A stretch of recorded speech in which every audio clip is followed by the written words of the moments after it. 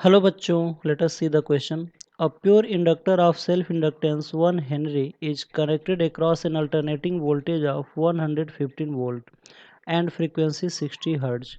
Calculate the peak current. Question ये कह रहा है कि एक प्योर इंडक्टर है जिसका सेल्फ इंडक्टेंस 1 हेनरी दिया हुआ है, उसे एक अल्टरनेटिंग वोल्टेज जो कि 115 वोल्ट है और 60 हर्ट्ज की फ्रीक्वेंसी है उसे कनेक्ट किया गया है।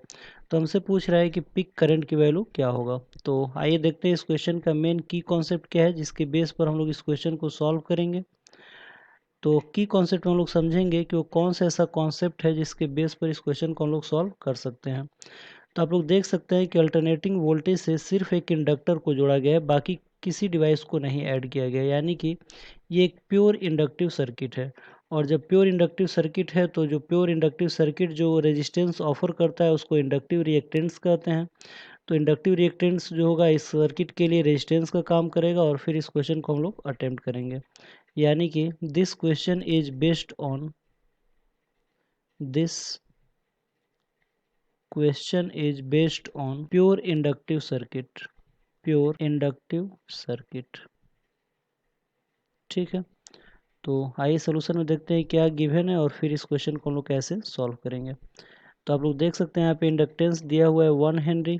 ठीक है, और इसका जो ERMS की जो वैल्यू है वो दिया हुआ है 115 वोल्ट। ठीक है, और फ्रीक्वेंसी दिया है 60 हर्ट्ज।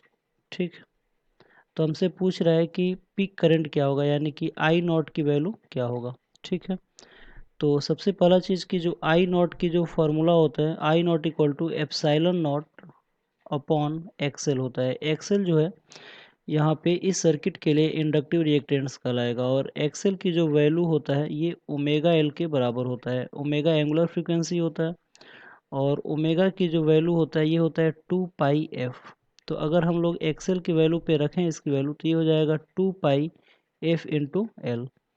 तो जो आई नॉट का जो फॉर्मूला बनेगा वो हो जाएगा एप्सिलॉन नॉट अपॉन 2 पाई एफ इंटू एल। अब एप्सिलॉन नॉट तो दिया नहीं है, तो एप्सिलॉन नॉट निकालने के लिए हम लोग ERMS का फॉर्मूला यूज कर सकते हैं। तो ERMS इक्वल टू होता है एप्सिलॉन नॉट अपॉन √2।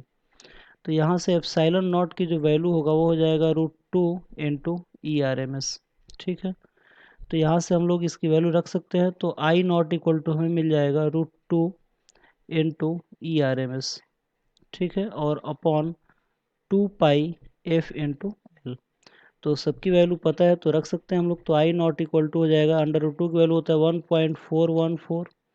ठीक है, और ERMS की वैल्यू कितना दिया है तो आप लोग देख सकते हैं ERMS की वैल्यू जो है 115 वोल्ट दिया हुआ है, तो इसकी वैल्यू 115 हो जाएगा अपॉन 2 इंटू पाई की वैल्यू हो जाएगा 3.14 इंटू फ्रीक्वेंसी 60 हर्ट्ज दिया हुआ था, जो फ्रीक्वेंसी है वो 60 हर्ट्ज दिया हुआ है और इंडक्टेंस जो है वो 1 हेनरी दिया हुआ है।